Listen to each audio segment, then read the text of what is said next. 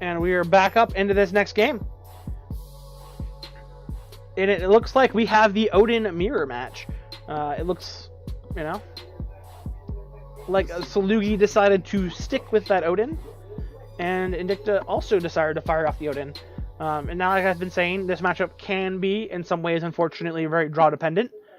You know, for instance, having the Serdar is better than not having the Serdar every time. This is And the value of soul goes up and down in these matchups, depending on a lot of things. Some people play the token heavy version, where you're going to be summoning, double sacred archers, double sacred warriors, and that kind of stuff. Not sacred warriors, cursed warriors, sorry. And then soul has the opportunity, especially with a runestone, to get a lot of damage in, where you kill 3 or 4 of those units in a single attack. So far, though, it has not shown that anybody's playing that token version. Ooh, Wind Demon. Makes sure to a 3/5, which is actually very difficult to deal with. 3/5s have a huge amount of life, and they do a good amount of damage. So most of the units that Odin plays are pretty small. They don't have a lot of health. Ymir is kind of the exception to that rule, but everybody else is between 3 and 4 life at the most. So having a 3/5 in play kind of gives you control of the board if you want it. Alright, well, he made his attack.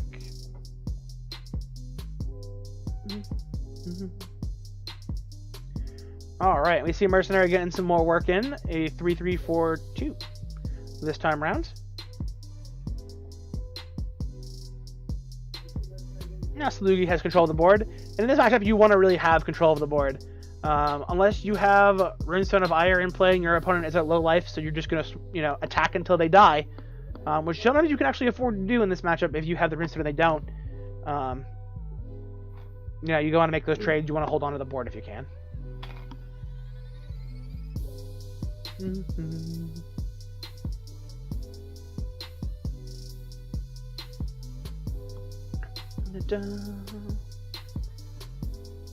So it looks like we have a Tusky coming down. Let's see what he will stun. Will he stun Kaldir, the #1 Slayer of Gods, or will he stun Scotty? And it looks like Scotty is the one being stunned here.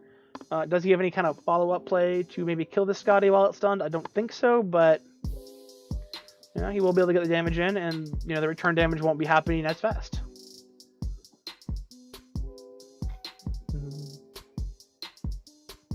Now, Salugi did draw Freya pretty early in this matchup. A card you don't really want to see in your opening hand, but a card that, even in your opener, is so powerful in this particular matchup that you're always happy to have it. You always want to have Freya appear at some point during this mirror match for you, and not for your opponent, because it's just such a powerful card.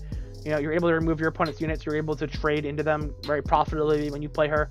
Like, for instance, in a board like this right now, each one of your 1/1 could attack into, like, for instance, Kaldir 1 damage, and 1 damage to Scotty, and then you play Freya, right? And then those units are dead. And another unit is, banished.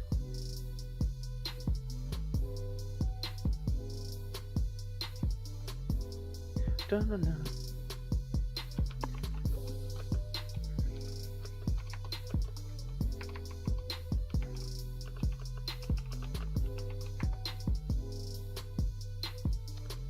All right.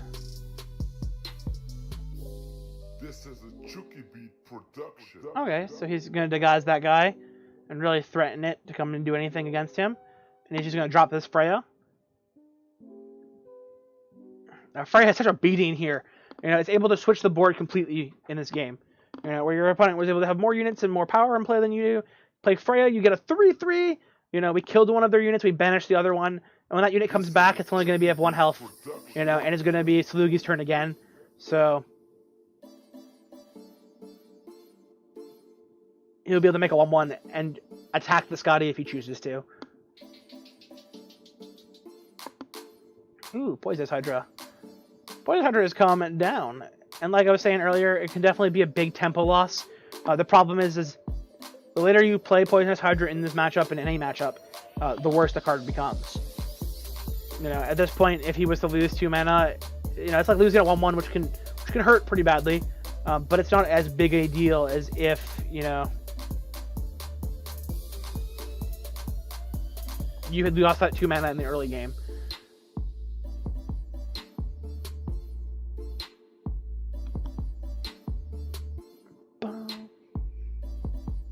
So let's see what's going to happen next. Does Indica have his own copy of Freya in hand? You know, does he have a Fire Giant coming up? Alright, he's a Runestone of Ire. That's a great one to have. You know, this will let him play units and then directly attack immediately, so that he can actually trade into some more of these powerful units for less value, you know? This Scotty is going to be able to kill that 5 mana card with the Kelder, and then get 2 damage in as well.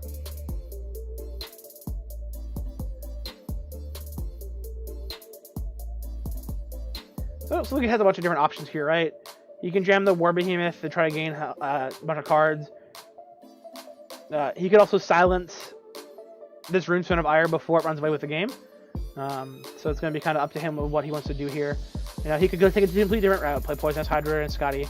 But I think the better route is probably something along the lines of like War Behemoth plus Silence, or Silence plus Scotty maybe.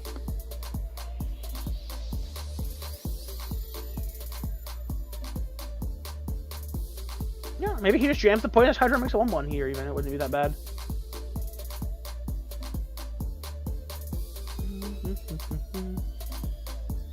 Okay. He's decided to silence and make a Scotty.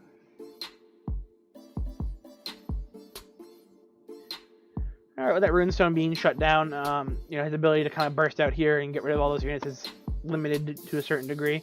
That being said, he does have double the cards in hand right now that Salugi has, unfortunately, for Salugi.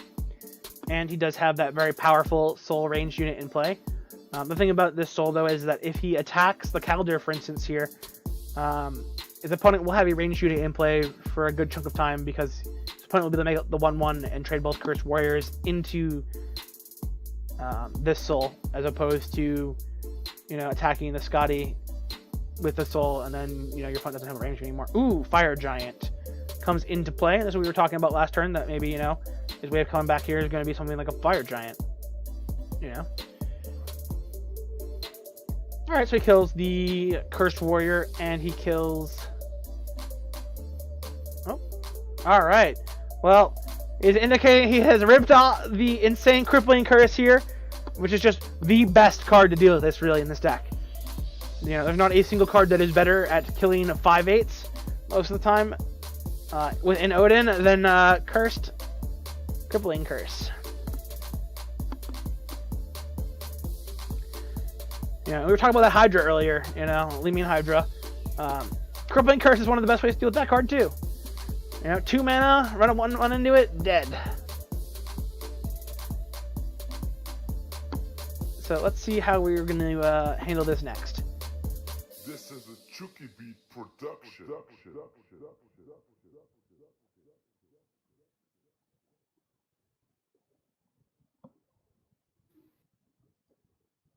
This is a Chuki Beat production. Okay. Alright, he had the second Runestone of Ire on top of it, a Ymir. And like I was saying earlier, that Ymir comes into play with Runestone of Ire and is able to attack immediately. Which basically gives him immunity to counterattacks. When you attack with Ymir, you stun that unit immediately, and the unit does not attack Ymir back. Alright, and this War Behemoth is just gaining him insanely good value, right? Every time he drops a card in this matchup right now, where he's not really ahead on board, but he's not very far behind. You know, they're about even here. That being said, Runestone is the best card in the deck, even in the mirror. And right now it's active and into play. If he's able to have any creatures live through this, and he's going to be able to deal with this Runestone, these extra cards will make the difference. They'll also help him deal with that Runestone, potentially, seeing what he draws. Alright, and he's played the Poisonous Hydra. Even in the late game, it can be good. You know, that 2 mana that your opponent has to play to get rid of it really does tax their mana, especially in some of these later turns where you really want to do that. Because we don't want our opponent to play all 4 cards they play this turn, right? They're all going to be able to attack, they're all going to be able to get a lot of value. We would rather him have to play 2 of those cards in the poison, for instance, so... Ooh, Ymir is here. And he's going to freeze the 4/4. Gets a free hero power here. And he also did cast the poison, it looks like, this turn, so you won't be losing that 4 life, which is pretty critical here.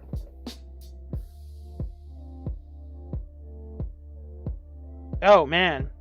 And with that War Behemoth, all those extra draws, he's actually able to finally find that Fire Giant. That Fire Giant, you know, can be very powerful here. If he's able to move those Scotties around and get them kind of other units in the way, out of that way, he could get 4 more damage here right now with just those Fire Imps. That being said, he would leave the Fire Giant then open to getting Ymir'd. So maybe he wants to, you know... Alright, so he's just going to make the... It looks like he's going to make the 8 damage, the 4 damage attack this turn. And he could... Oh, okay, so he's going to remove the Ymir.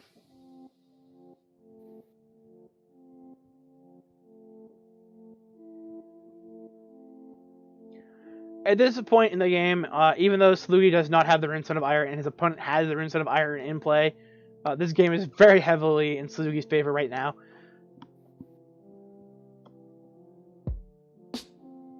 Those pillars give all units that you play charge, which means that they're going to come into play and immediately be able to move and attack.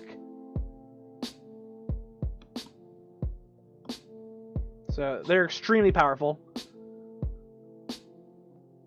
And it looks like...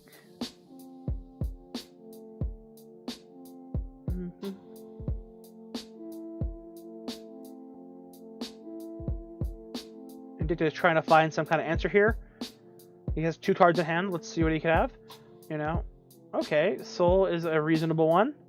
Oh, and a buff for Soul. Does he have a Crippling Curse? No. Okay, he's decided he's given it up.